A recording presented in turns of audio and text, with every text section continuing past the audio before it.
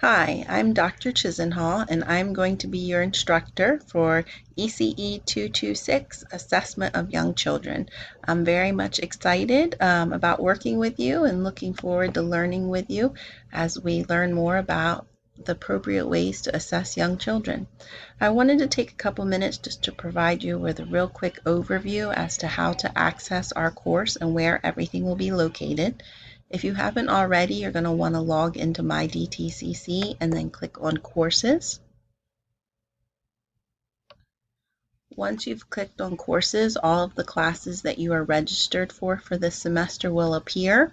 Our course is right here, ECE 226, Assessment of Young Children. You see a photo of a child holding a colored pencil. So when you click on that, it will take you to our homepage for our course. The first thing you see is a welcome announcement from me, and then you see the navigation or toolbar up here at the top. Content is what the link you will utilize the most, so I'm going to save that for last, save the best for last. The next link you see is activities. There's a little drop down bar here. You can click on assignments, which will take you directly to the assignments page for this course. You'll be able to click on discussions, which will take you directly to the discussions, and quizzes. We won't be using these other tools that are listed here. The next link is tools. Again, if you click on drop down for tools, you can easily go to the course announcements or discussions. Class list is a unique tool. You'll be able to see everyone who is registered for the course, and you can email the class as a whole, or you can select individuals to email. If you click on grades, you'll be able to quickly and easily access your grades for this course. And if you click on D2L Help, you'll be taken to D2L's external website, which provides some troubleshooting directions. So now we're going to come back over here to Content and click on Content. Here you see an overview.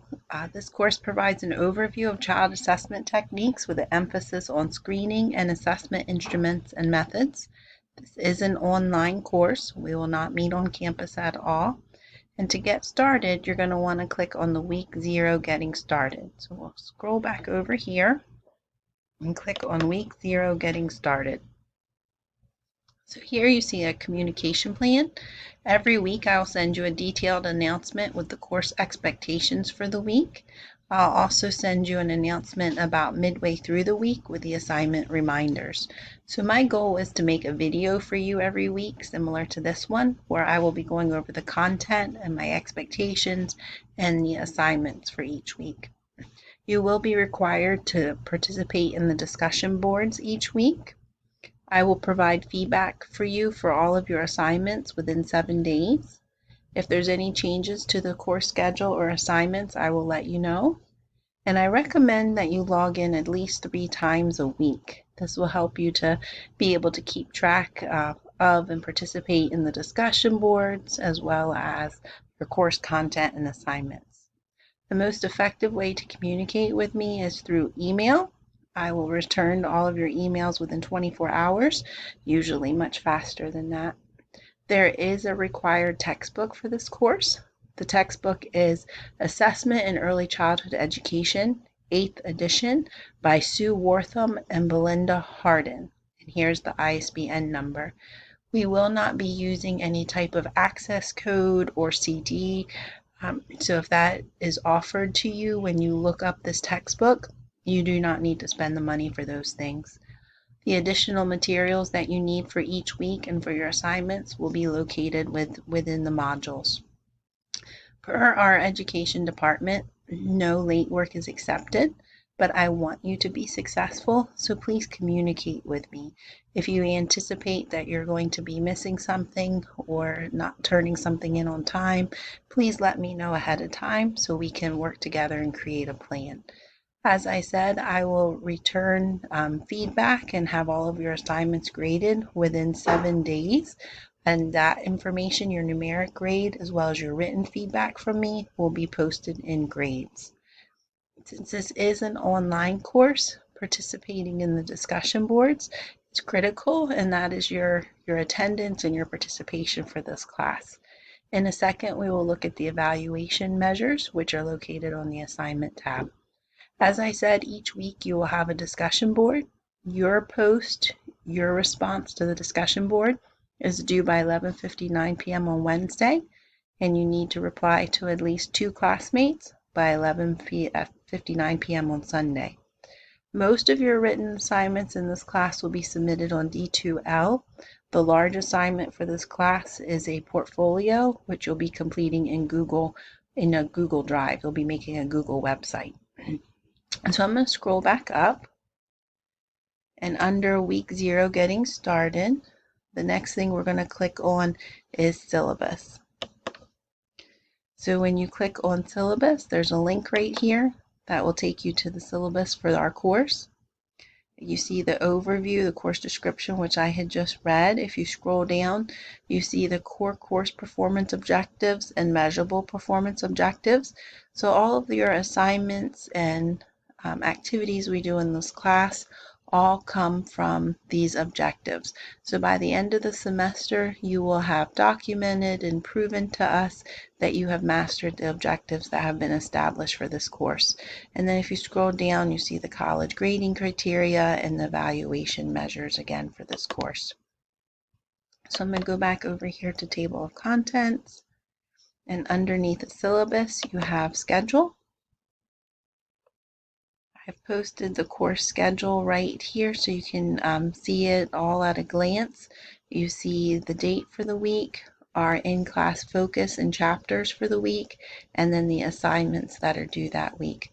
But if you scroll down underneath of the table, you see where I have it posted as a Word document. So if you click this little drop-down arrow, you have the option to download, and then this will download your schedule as a Word document. So whether I'm taking an online course or teaching an online course, the schedule is always the one and only document that personally I print out. I like to be able to physically have it in front of me so I can see what's due that week, but also the following week and what's coming up. This helps me to just budget my time a little more wisely when I can see what's happening and what's expected of me. Also, I really enjoy crossing off and highlighting the assignments I've already done as we go through the semester. So my tip for you, just to help with organization and time management, would be to print off the schedule.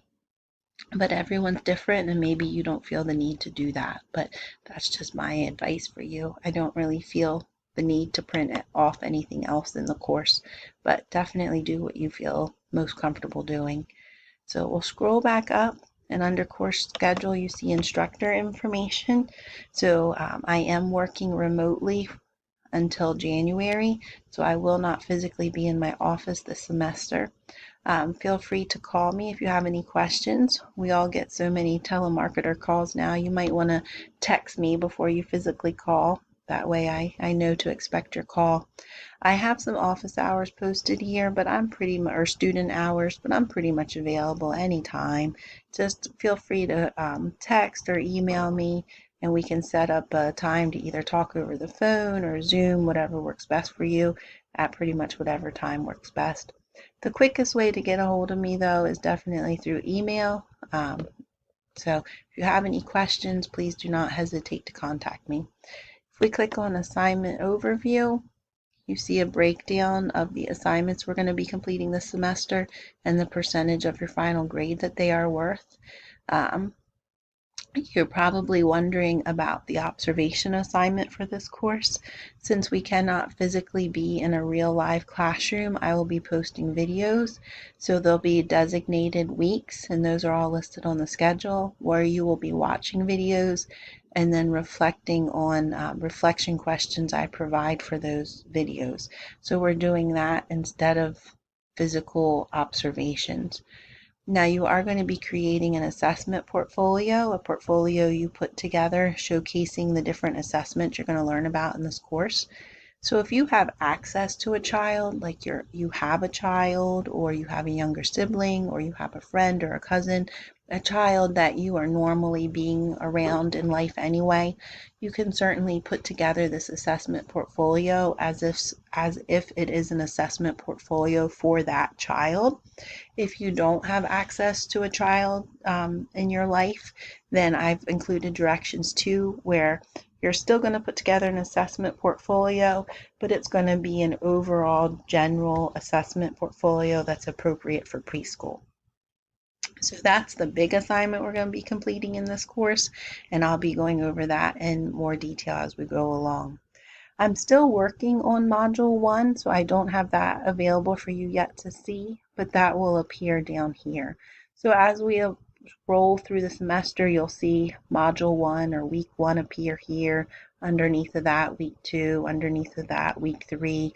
So as you log in towards the end of this week, you'll see Week 1 start to appear here. And the start of class begins next Monday. Okay, well, I look forward to working with you, and please do not hesitate to contact me if you have any questions. Take care.